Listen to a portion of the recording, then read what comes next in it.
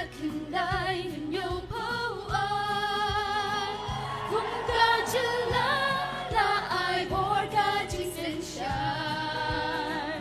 na nốt ca char ba sa du sa habang lang sa tay kam rung na gawad ko para achik sa sebi apeng pati Khasi sa kijan kya sa tay sa pamimigi parodiyain ang nekom si para nadupag iwan siyong kilong shuwa Meghalaya, sweetest homeland of the clouds, living in your arms we feel so proud. Khasi, Jaintia, together you embrace. Lead us higher for every coming race. Inang yung pangalan ulong silong Himadan langwa siyang halong kendong Iong wabang hangiwa iwapun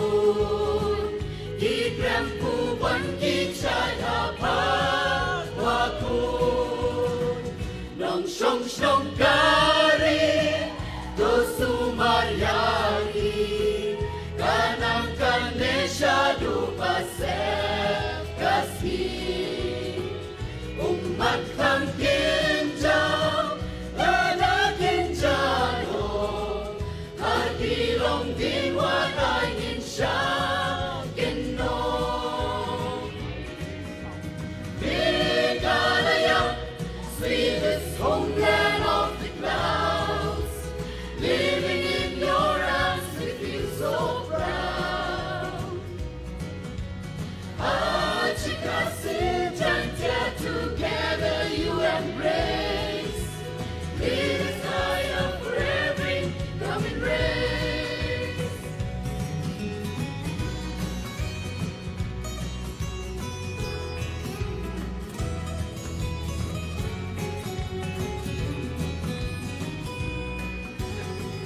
Ajatan ni chikipa kurango hay himat janga Kun sakit ongeng kual gimen beda kual menamkan pernah Ringtona cibi melang samsan adokku sanat na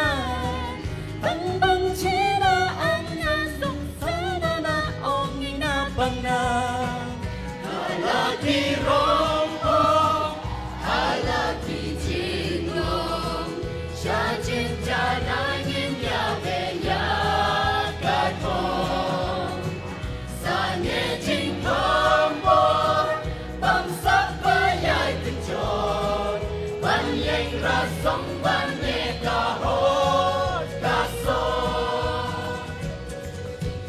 Meghalaya, sweetest homeland of the clouds Living in your arms we feel so proud Khasi, Jaintia, together you embrace Lead us higher for every coming race Meghalaya, sweetest homeland of the clouds Living in your arms we feel so proud Khasi, Jaintia, together you embrace Lead us higher for every coming race